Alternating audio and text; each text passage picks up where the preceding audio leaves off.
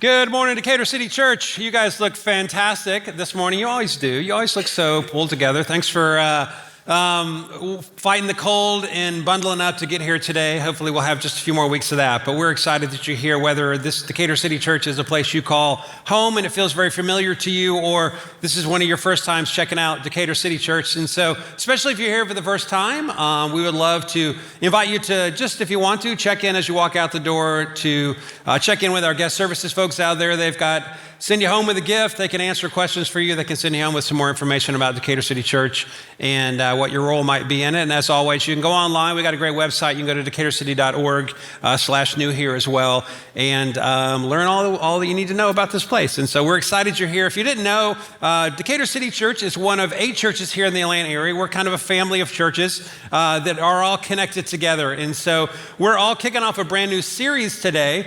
But in really, honestly, more than being a series, it really kicks off a new season for us as this family of churches. We're super excited about where we're headed. We've been kind of leading up to it, and some of you heard a little bit more about it. But we're moving into a series where we've looked back a little bit, and now we're looking ahead to really see what God has for us, and really even to answer the question, what is your role in that as well? So Andy Stanley, who is our senior pastor, is kicking off this new series for us today called Deeper, Wider. And so we're going to join in with him in a few minutes, and you're in for a real treat there. It's really inspiring, and it's really fun to see where we're headed, and most importantly, how you're going to play a role in it, and I can play a role in it as well. One little thing I wanted you to know about is we do something about once a quarter around here called Kid Stuff. And Kid Stuff is our event that we create for elementary age kids and their families. So the whole family comes to it. It's happening this Saturday night at 6 p.m. in this room. Kid Stuff is really our event that we give you a chance to come and experience a whole lot of fun, a whole lot of music, a whole lot of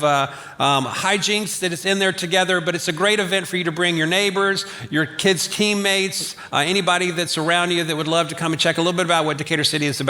But also, too, we send you home with something to talk about as a family. That's really the whole heartbeat of Kid Stuff, is that we love to partner with you as parents, and Kid Stuff is one of the best ways to do that. And so this coming week, we have a group with us called the Air Elite Dunkers, which is kind of a basketball thing that I'm just not going to tell you all about it, but I'll just tell you if I did it, I would end up in the hospital. It's really impressive to watch. And so bring everybody along this Saturday night at 6 o'clock, and you're in for a real treat. And so with that, I'm going to turn it over to the band here. We love to stand and sing and circle around truths every different Sunday that we gather together. This Sunday is no different. And depending on where you're coming from, depending on what life's dealt you recently, sometimes the hardest thing for us is to kind of manage the thought that, where's God in my life? And most importantly, how does God feel about me? Well, we've got a little bit of a theme today as we sing, because today really is about God's love for us. And I would love for you in this moment just to kind of lean into a little bit more to try to figure out, gosh, how does life leave me feeling? But most importantly, what are the truths that we stand and sing about our Heavenly Father? And so if you want to, stand on up if you're willing and able. Say good morning to somebody sitting around you, and then we'll move on with our service. Taylor and McCall will lead us.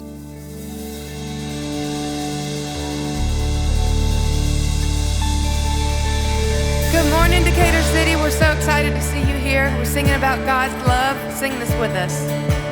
From the darkness, I called your name. Into darkness, your mercy came. You called me out, you lifted me up. How great is your love? You bore my weakness, you took my shame, buried my burdens in fields of grace. You called me out, you lifted me up. How great is your love? From the heights of heaven, you stepped down to earth.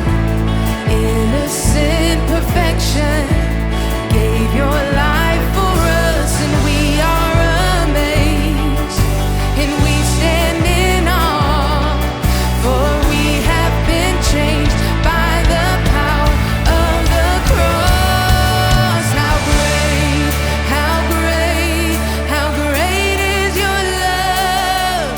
How great, how great, how great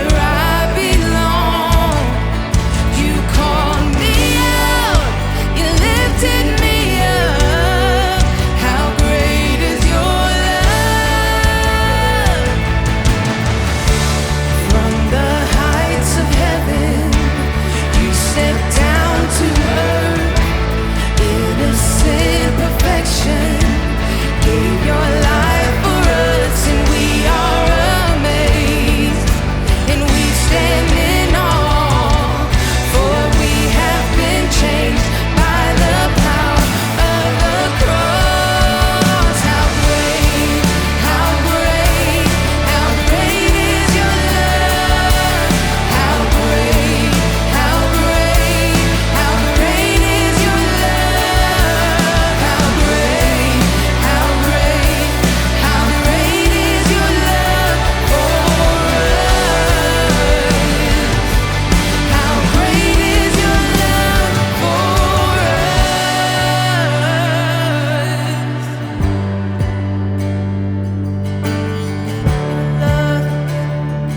So great.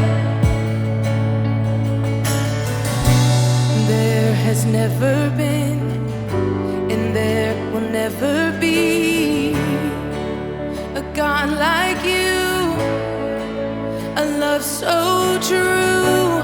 There has never been, and there will never be, a God like you, a love so true. There has never been, no, and there will never be, a God like you, a love so true. There has never been, no, there will never be, a God like you, a love so true. How great, how great, how great is your love. How great, how great, how great is your love. How great, how great, how great is your love for us. How great, how great, how great is your love. How great, how great, how great is your love. How great, how great, how great is your love for us. How great is your love for us. Yeah. What an amazing privilege it is this morning to be able to sing to a God who loves us no matter where we've been, no matter what we've done. Let's continue to sing to Him together this morning. Come on. You don't just tolerate us, you don't have somewhere to go. We're not your trophy children, you abandon when we roam. Your mercy's not a favor, and your presence isn't rushed. Oh no, our God is love. And the cross was not a vehicle for you to finally care. When we look upon your character, your grace was always there. Acceptance not withheld from us, no need to measure up. Oh no, our God is love. His arms, come on. And His arms are open for all to gather here. The cross has spoken, there's nothing left to fear. Once and for all He showed how far His grace would go for us. Our God is love. He is, yeah.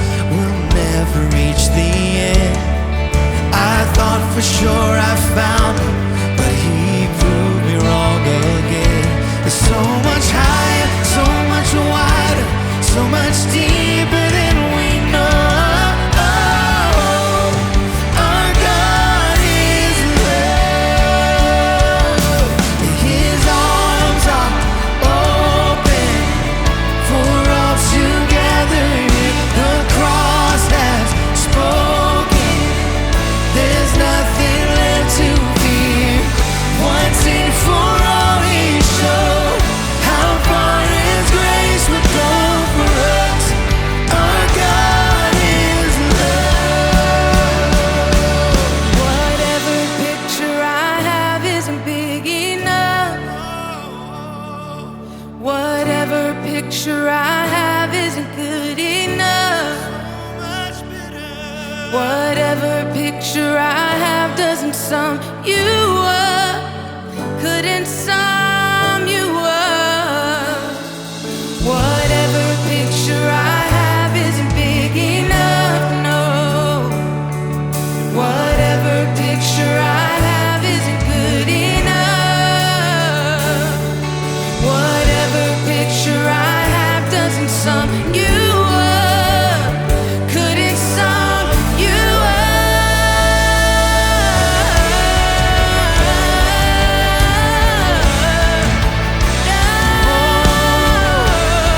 He's overcome the grave. Let's sing together, church. Come on. It's overcoming every grave, overwhelming all the shame. It's overflowing, it's overflowing. Our God is love. He's overcoming every grave, overwhelming all the shame. It's overflowing, it's overflowing. Our God is love. His arms are open for all to gather near. The cross has spoken. There's nothing left to fear. Once and for all He showed how far His grace would go for us. Our God is love. He's overcoming every grave. He's overwhelming all the shame. It's overflowing, it's overflowing. Our God is love. He's overcoming every grave. He's overwhelming all the shame. It's overflowing, it's overflowing. Our God is love. It's overflowing, it's overflowing. Our God is love. It's overflowing, it's overflowing. Our God is love.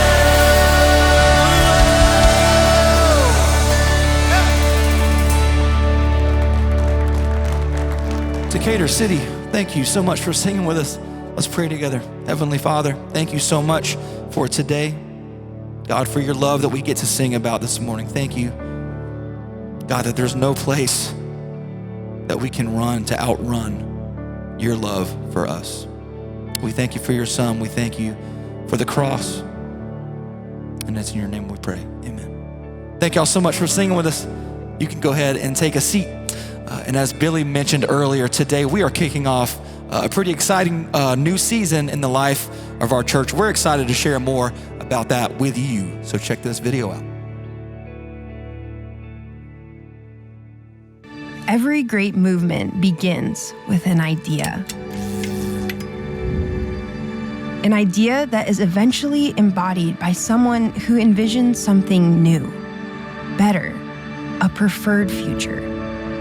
Convinced what could be, should be, they devote themselves to making it a reality. The greatest movement of all time was no different, with one notable exception. This movement began in the mind of God.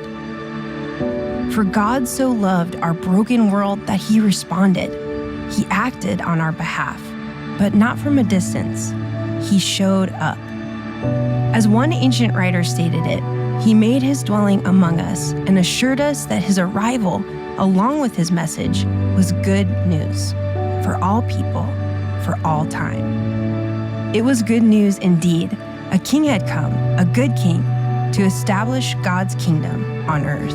And everyone was and is invited to participate in it. As part of His kingdom plan, our good king launched what is widely acknowledged as the most consequential movement of all time, the ecclesia of Jesus.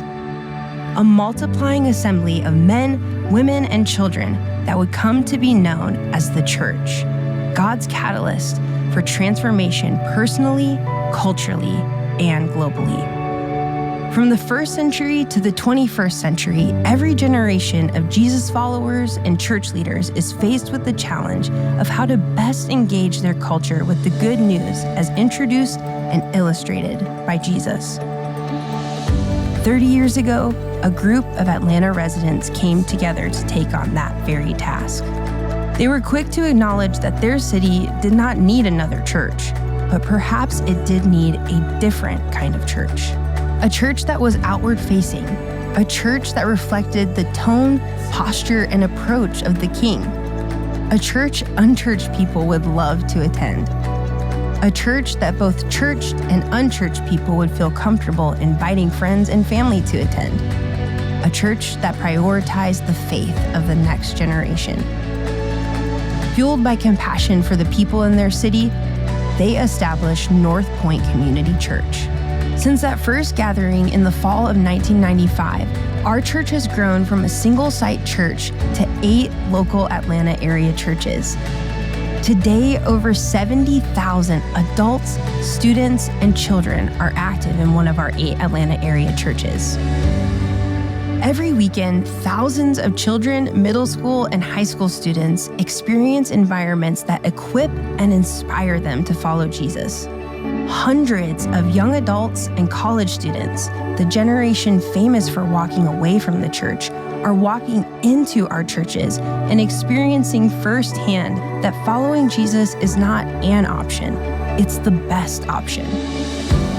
Week after week, we celebrate with air horns and confetti as adults, students, and children go public with their faith through baptism.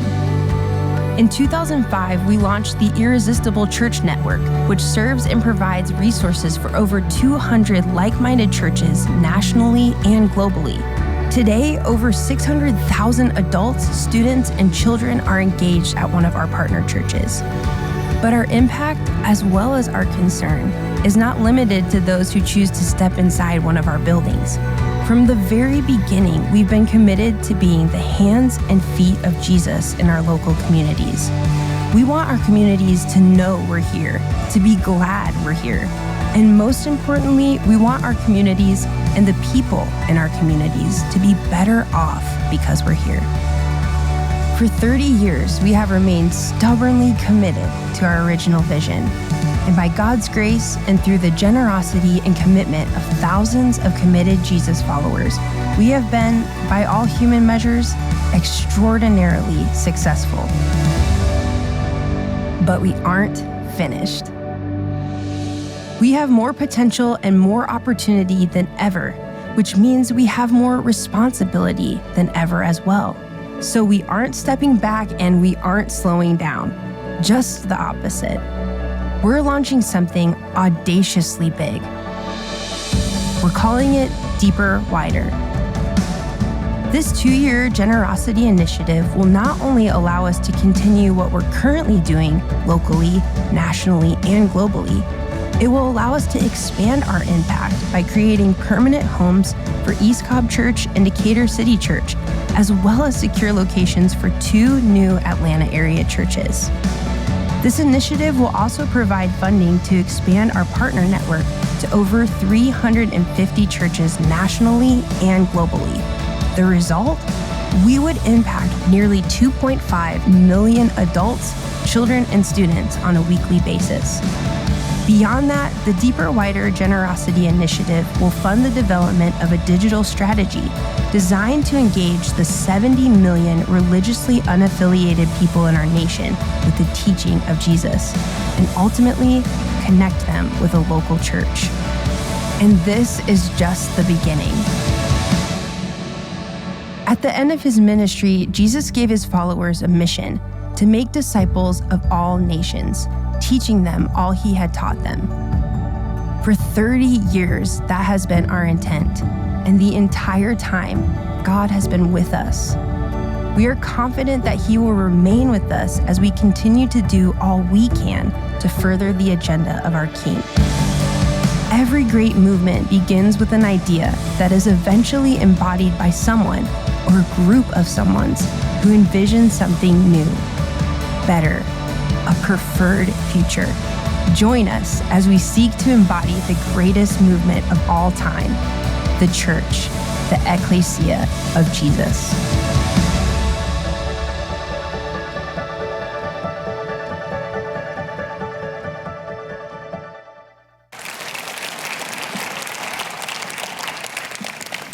Yeah, I've seen that 10 times, and I still cry. So anyway, hey, thanks for joining us, all of our Atlanta area churches, those of you who are joining us from all over the country and literally all over the world. And if you're joining us from all over the country and all over the world, I'm especially glad that you're tuning in today, because you are part of the reason that we're doing what we're doing. We're kicking off a generosity initiative across all of 8 of our Atlanta area churches. As you just saw, we're calling it Deeper, Wider. Many of you have heard about this and gotten some details. For others of you, this is the first time you're hearing about it.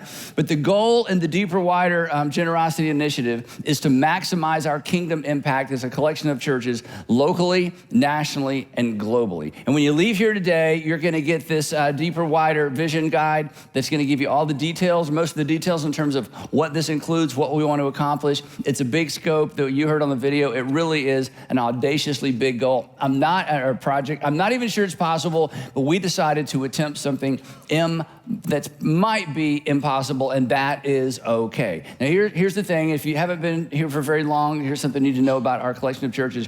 What you have accomplished and what we've accomplished together really is amazing. I mean, 8 amazing churches in the Atlanta area, one of the most important cities in the United States.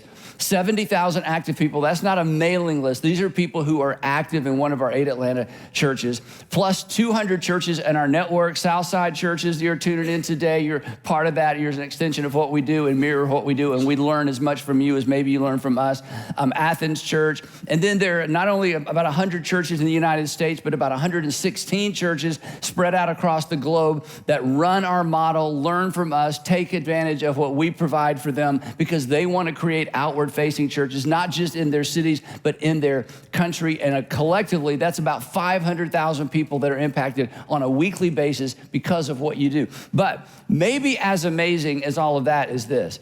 It's been 20 years since we've done any kind of fundraising with our entire organization. And here's how this works, and I understand this. You show up at your local church, whichever church you attend, you give money to that local church, and you look around and you think, hey, I hope that the money I'm giving is gonna help us do what we do here and support my family and all those kinds of things. And through the years, we've taken the small percentage of what we don't use locally, and we have invested in what we have been able to do nationally and globally. And while we've done a lot, and this is gonna kind of explain a little bit of some of that a lot. We don't talk about that a lot because on Sunday morning, we're busy talking about what's going on at the local campus, right?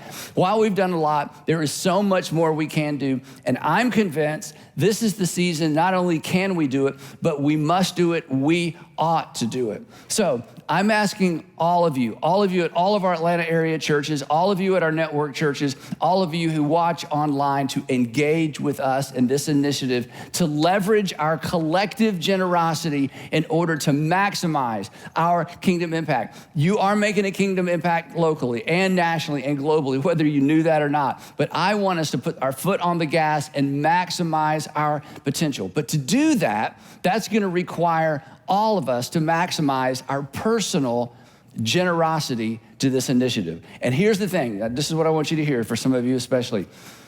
We're not doing this because your church needs your money. This isn't about your church needing your money.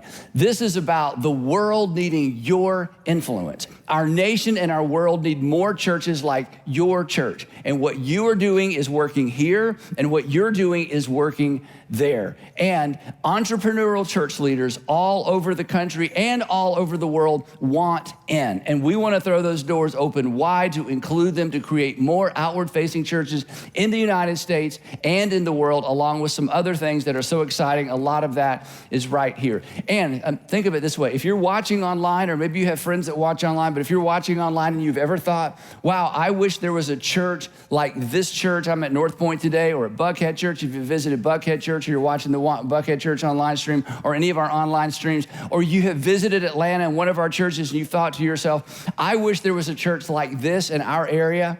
We do too.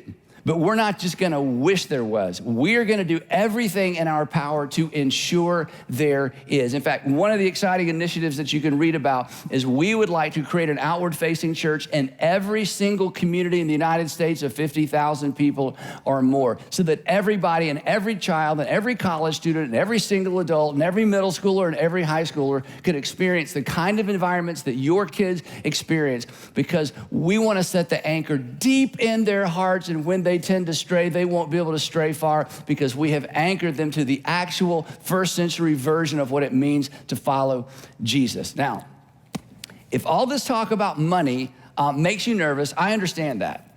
But here's what I want you to hear, so hear me out.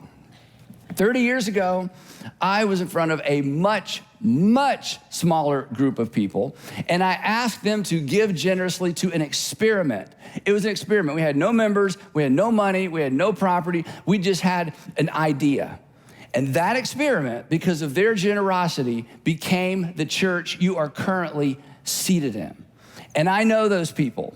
Sandra and I are some of those people. And we are so grateful we said yes. And we gave sacrificially, and I don't miss the money, and I would not go back and undo that decision if my life depended on it, because of what I have seen and what we have seen God do. And here's the thing, we're grateful, and 5 years from now, it's a 2-year campaign with a 5-year investment. 5 years from now, thousands of men, women, students, and children, thousands will be grateful for you because of what you are about to do. Now, the other reason you don't have to get weird or feel weird about the preacher up here talking about money and asking you to give to a generosity campaign is this. People who have embraced, and many of you are here, you get what I'm about to say. People who have embraced what Jesus taught about money, and people who have embraced as a lifestyle what Jesus said about possessions would tell you they are never going back.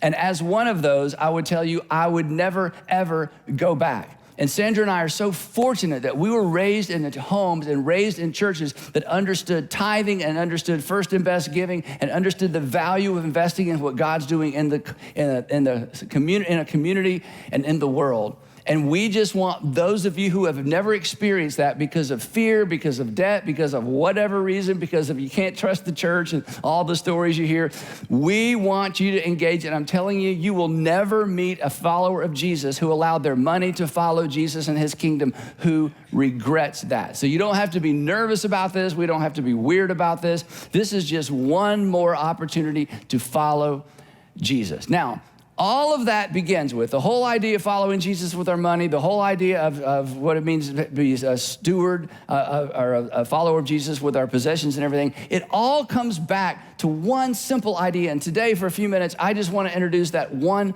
simple idea. For some of you, this might be review. For some of you've heard this before, but you've sort of drifted from it. I get that. For some of you, this may be a novel idea or a first time you've heard about it. And at the end, I'm going to ask you to spend a week thinking about it, but not doing anything about it. There's no real application for today's message other than a thought exercise. But it all goes back to acknowledging and applying one simple truth. King David said it first, and then King Jesus came along and reiterated it later. And King David made this statement or sort of exported or teased out this truth during a prayer that he prayed. And we're going to look at the part of that prayer in just a minute. But here's the one statement from King David's prayer all those years ago that kind of says it all. Here's what he said in a prayer to God. He said, everything in heaven and earth is yours.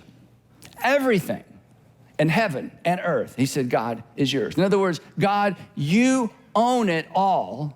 And we are just managers, and we are simply temporary stewards of it. So here's the context of this prayer. It's kind of interesting. King David was in probably his mid to late 50s. He had settled all the border disputes around the ancient kingdom of Israel. So there was peace in the land. And he decided it was time for God, Yahweh, to have his own temple. All the pagans, the religions in the world, they had temples. And God, Israel's God, Yahweh, lived in a tent. They call it a tabernacle. And it had been a tent or a tabernacle since the days of Moses that required a lot of maintenance and a lot of fixing up because, again, it wasn't a permanent structure. So David decides, I'm going to build God a permanent structure. And so before he goes to work, a prophet came to see him named Nathan. And the prophet Nathan said to David, God spoke to me. And David, a couple of things. First of all, God's not asking for a building because he's the mobile God. He doesn't need a building. He's not tied to a piece of geography. But he appreciates the sentiment. But you can't build God the temple because you're the king. You're the warrior king. There's too much blood on your hands. So your son can build the temple, but you can't build it. And David accepted no as an answer, but then he decided to go to work and collect all the raw materials for this extraordinary structure that later his son Solomon would build. And this is why the first temple in Jerusalem was called Solomon's temple. So he goes to work to get all the raw materials because this is going to be an extraordinary building campaign, or not campaign, but a building enterprise. So he begins to pull all the materials together, and he personally funds out of his own wealth the first round of materials. And then he announces his intention to all the influencers in the city of Jerusalem and all the influencers in the region, the military leaders, the city council, the wealthy families, the people who have influence, government officials. And he says to all of them, I want us to build our God a temple, and it needs to be magnificent. And the text tells us that when he made this announcement,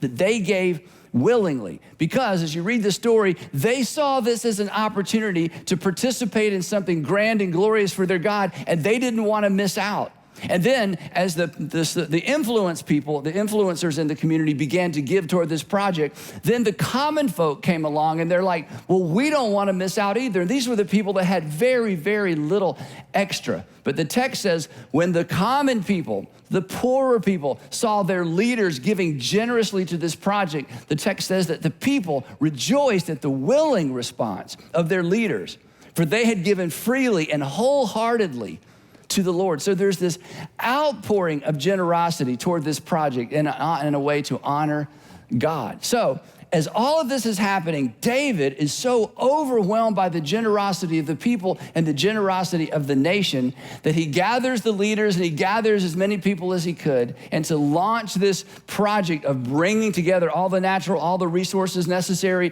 the money necessary to buy the resources. He prays a prayer. And the chronicler recorded this prayer, and I want to read you a part of this prayer because it's so right on the nose in terms of the posture of anyone who trusts God, and especially in our generation, anyone who follows Jesus. It just explains so clearly how we are to view our wealth, view our income, view our potential, and view our potential collectively as it relates to furthering God's kingdom in the world. And embedded in this prayer really is the posture that I hope all of us will adopt during this season of our church. Here's what David prays. I'm just going to read it to you and maybe make a few comments. He says this. He says, yours, Lord, is the greatness and the power and the glory and the majesty and the splendor. And the reason is, he says, because everything in heaven and earth is yours. It all belongs to you. Anytime you see splendor and glory or greatness in a person or in nature or anywhere, that's all a manifestation of the greatness and the glory and the splendor of God. And then he says this, yours, Lord, and this is coming from a king. This is so unusual for a king to say something like this, even now. Yours, Lord, is the kingdom.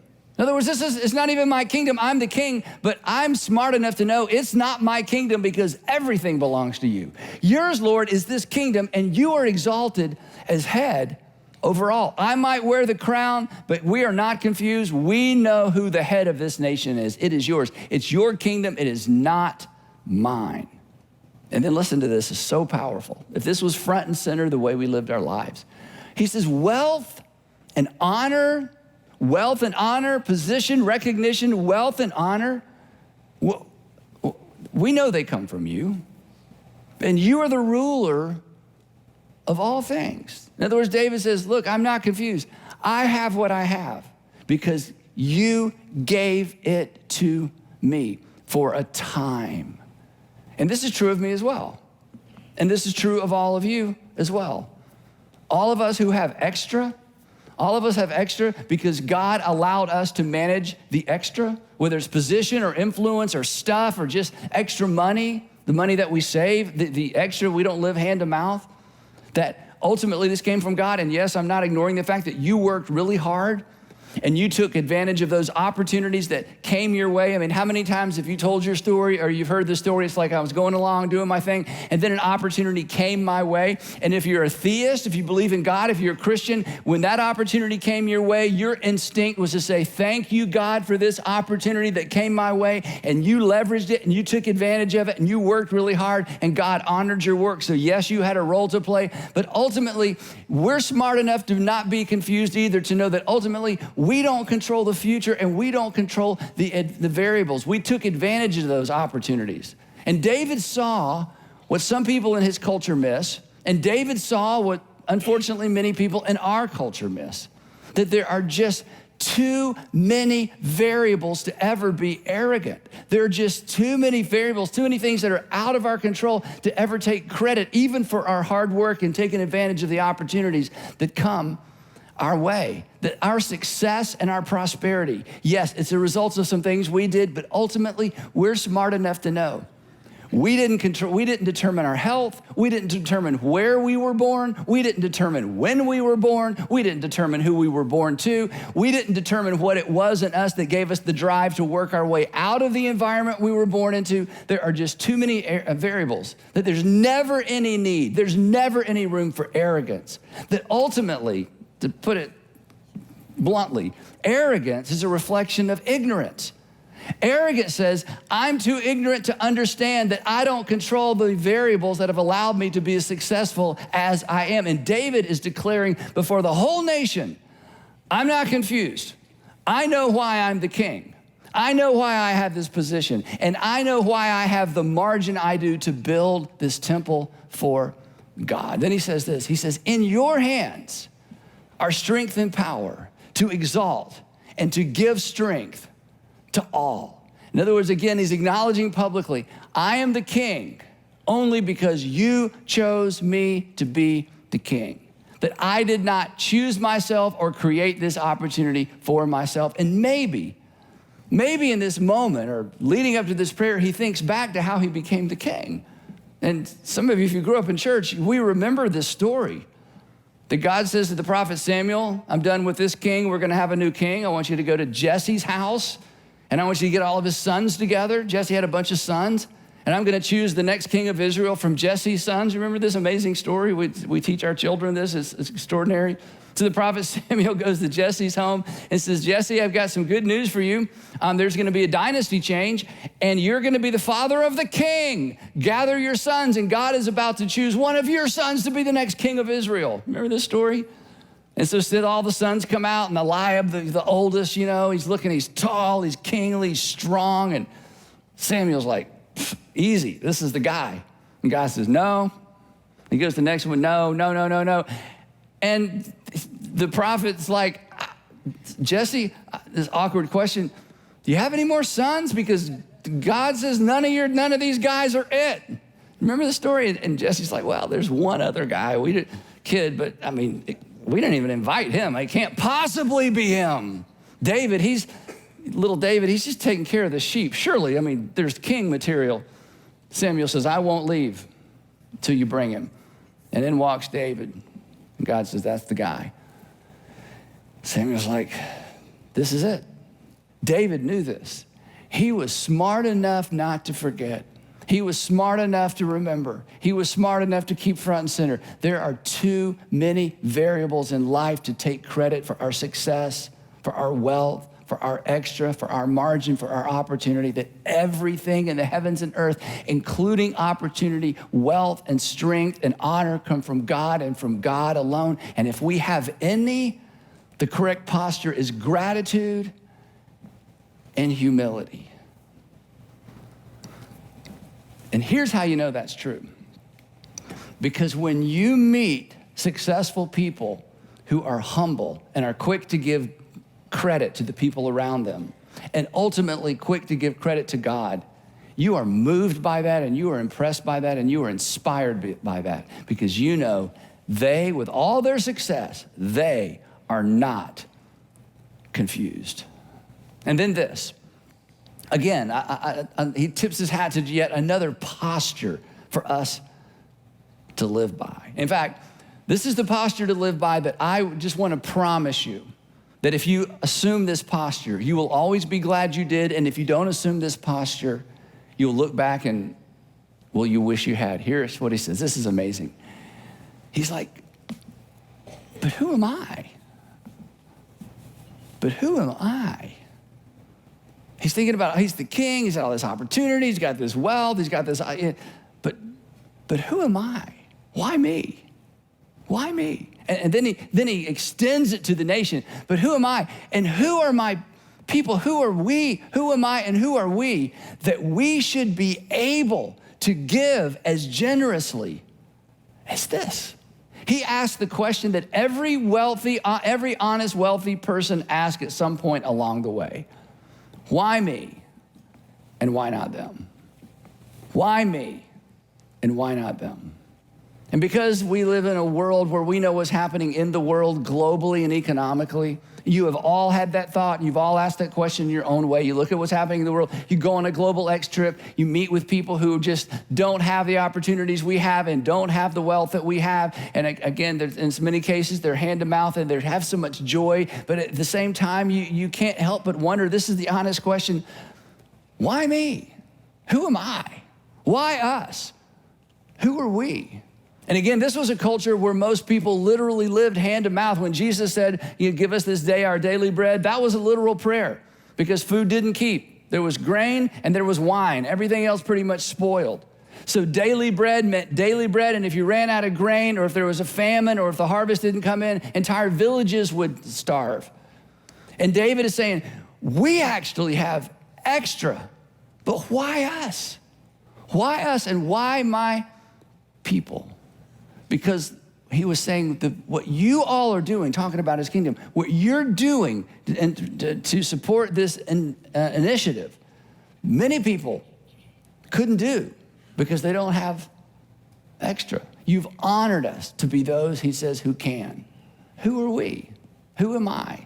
That God would randomly choose us. Again, I know you come on a Sunday, you show up on a Sunday, or you participate in a small group. Many of you, thousands of you serve, and you see a little bit of the ministry that our churches are doing. But as somebody who's in charge of this whole amazing thing, and I look at the impact, and it's not me, the impact that we have had, it is overwhelming and it is amazing. And it is easy to be humble because our best ideas weren't my ideas. In fact, every once in a while, somebody will hear about an organization, they'll say, Andy, was this your vision?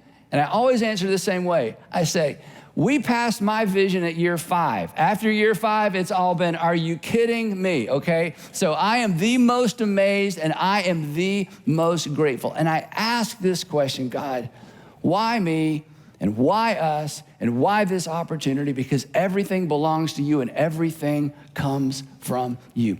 That is the posture to live with. That is the posture you never regret. And you know what else that does?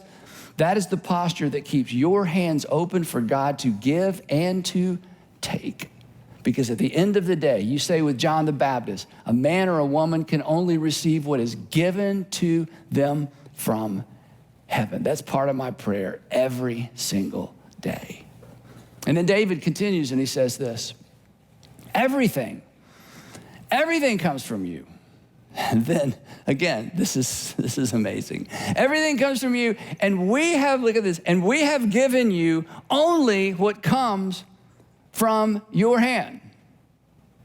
Lord our God, he says, all this abundance, all this extra, all this margin, all this beyond our daily bread and beyond our daily needs, all of this abundance that we have provided for building you a temple, for your holy name, comes from your hand, and all of it belongs to you. Again, he's saying, we are not confused. We're not confused. We are not giving you anything.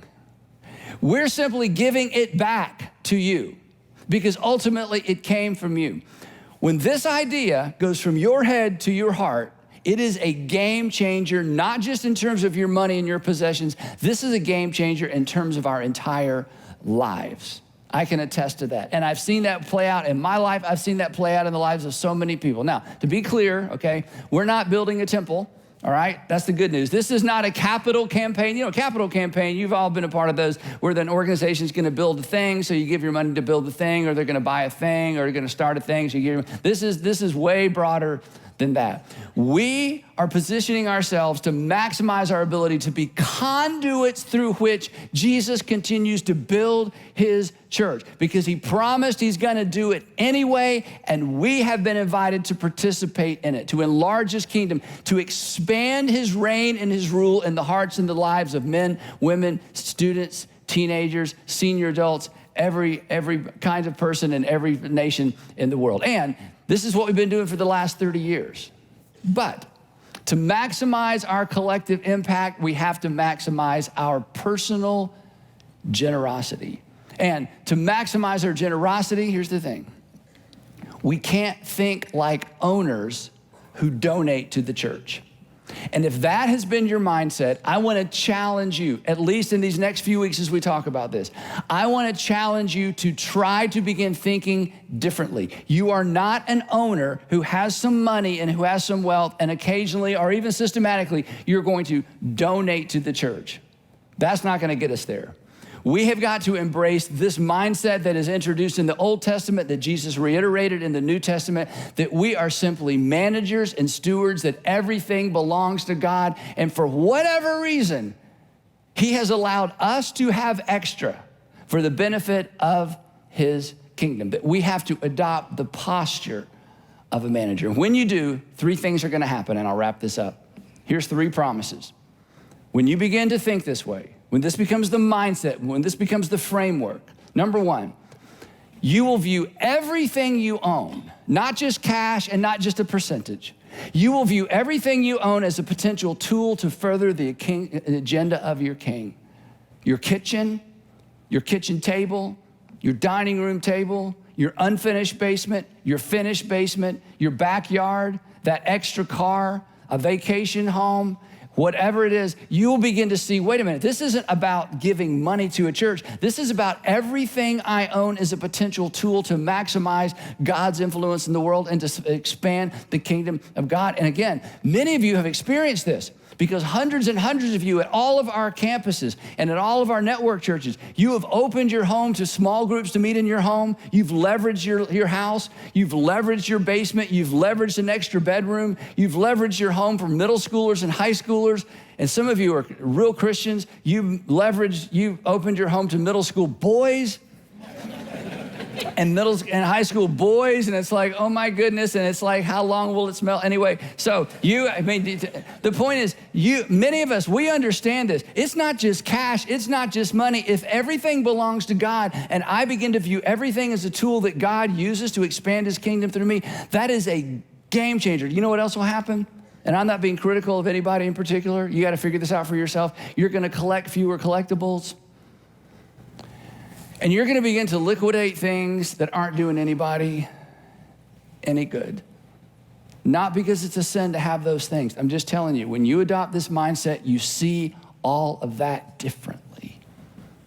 And you'll never go back, and you'll never regret it. Number two, you'll give first and adjust your lifestyle accordingly. You will give first and adjust your lifestyle accordingly. This is not new.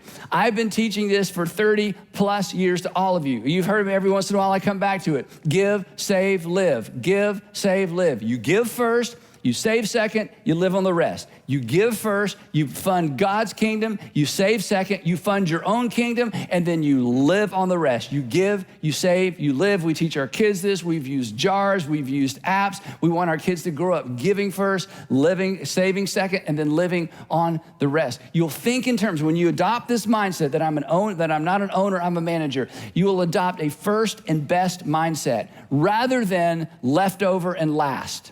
Most Americans give leftover and last. Don't be most Americans. Leftover and last means I've financed my kingdom, I got everything I want for now, and they need some money, so what can I afford to give? This is not about what can you afford to give. You just need to erase that mindset. That's not what we're talking about. What can I afford to give? And what can I afford to give right now? That's how most people think, but that's not how stewards think. That's not how managers of God's wealth and margin and money think. They think differently than that. So it's not leftover and last. It's first and it's best. It's give, save, live on the rest. And then the third thing that's gonna happen, and I could spend a lot of time on this, and I'll try not to. And I couldn't decide whether or not to say this, but I'm just gonna say it, and please take it within the context that I mean it. This is kind of a guy thing a little bit. Now, I know men and women both wrestle with, stuff and money and possessions, and I mean, I get that.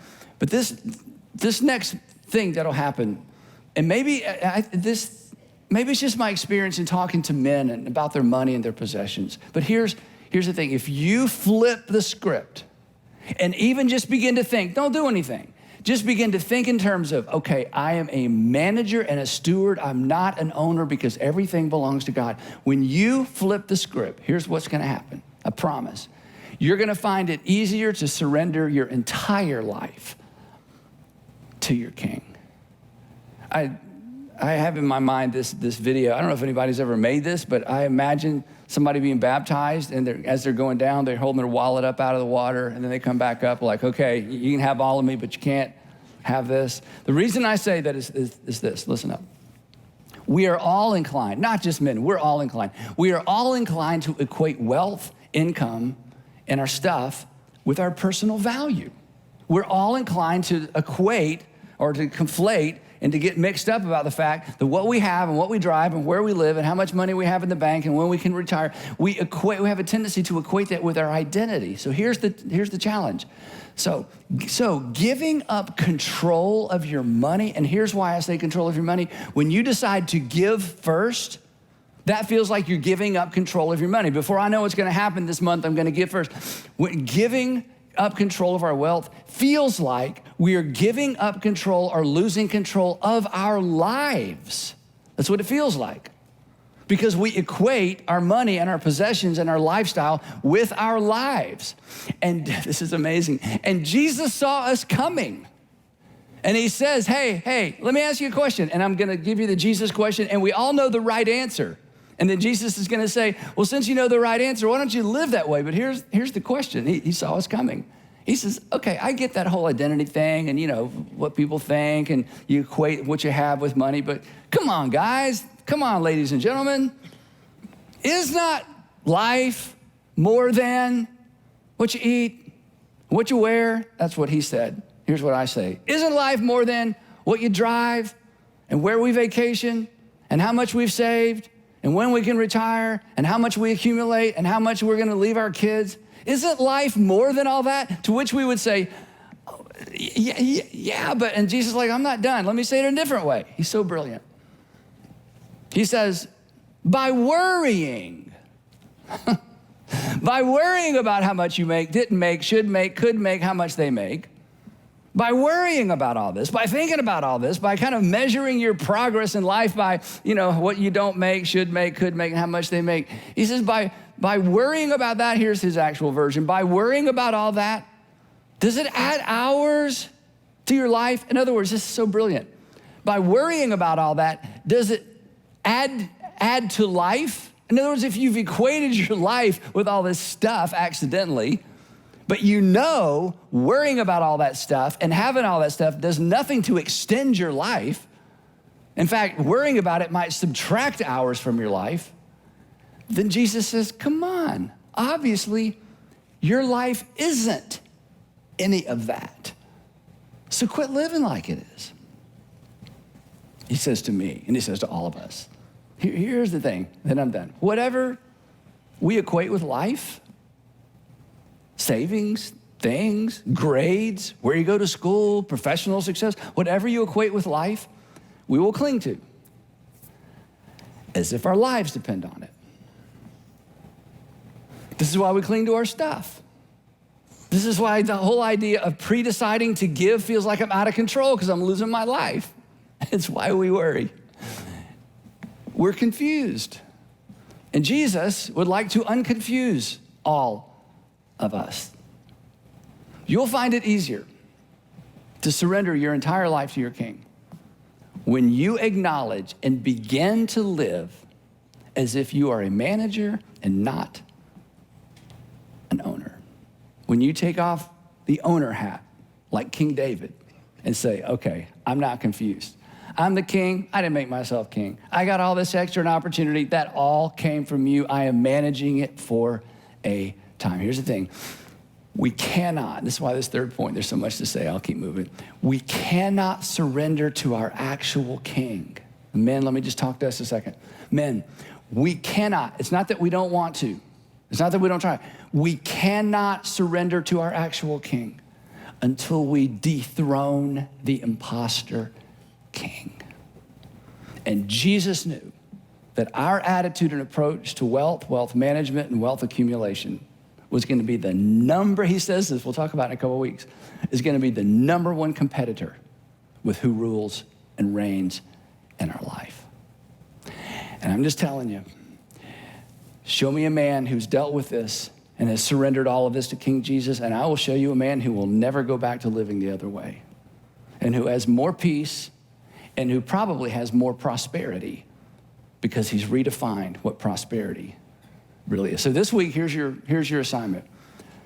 I just want you to practice thinking like managers, okay? So this is gonna be kind of fun because you don't have to do anything. Now, and don't get in the car and honey, that's what I've been don't do that, okay? Well, see, because one of you, come on, I know how it is. The less generous person marries the not so generous, the more generous person. Somebody wants to give away everything. The other person's like, if I let him do, if I let her, we're not gonna, I get it. You're dating that person and it's like, yeah, don't have that conversation. This is a thought exercise you're gonna do individually. We'll have conversations later. I just want you this week to think, okay, what would I do in this situation if I really thought about myself as a manager, not an owner? What would I do in this situation as you face different conflicts or tension as it relates to finances or planning or whatever it might be, or just stuff in your home or stuff that's not in your home? What if I really thought in terms of I'm not an owner, I'm a manager? What would it look like if you really believed and embraced the idea that everything in heaven and earth is his? What would that look like? What would that change? What kind of tension does that create in you? I want you to pay attention to that tension and do the exercise. And we'll pick it up right there in part 2 of Deeper, Wider. But don't go anywhere. Right now, I'm gonna ask somebody from all of our Atlanta area churches to come up and provide you with some important next steps. That's me. I guess. I think it is. So thank you guys for journeying with us today. A couple of things on the way out today. This is, as I talked about, one of the most important, I think, seasons of our church we've been in thus far, looking ahead into what's coming up, and we wanted as a church to feel like, gosh, our responsibility is just to give you all the resources that you need in your life so that you can start a process where you can just pray and then ultimately ask God, how would you want me to participate? That's the bullseye for us. And so one of the resources we're giving you is on the way out today. We want everybody to grab one of these, one per family, if you would. If you've grabbed something like this before, if you've been to Vision Night, got some, this is a little different. So grab one of these, certainly. This is a great look back about where we've come from. This is a great look forward into, again, some of the things that were in that video about what we're trying to fund and what is it that we feel like God is leading us to do. And most importantly, what is your participation in that? And so in here, there's a lot of great information. There's also a commitment card in here.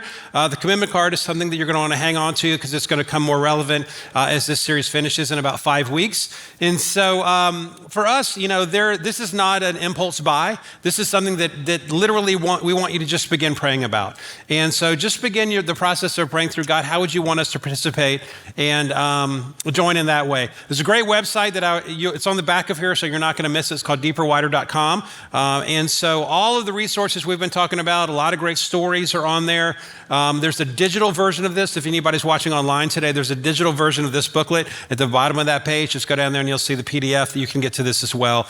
A lot of great stuff to look at. There's group curriculum. If you're in a small group, you're going to feel your group kind of look toward processing this content over the next couple of weeks as well. We've got a great journey ahead of us. And so just know that we love this church. We really trust that God will move you in the way that he wants to. Our job is just to show you the vision forward and show you the resources, and that's what this is all about. So we love you, Decatur City Church. Thanks for being a part of our journey today. Have a great week. We'll see you back next Sunday.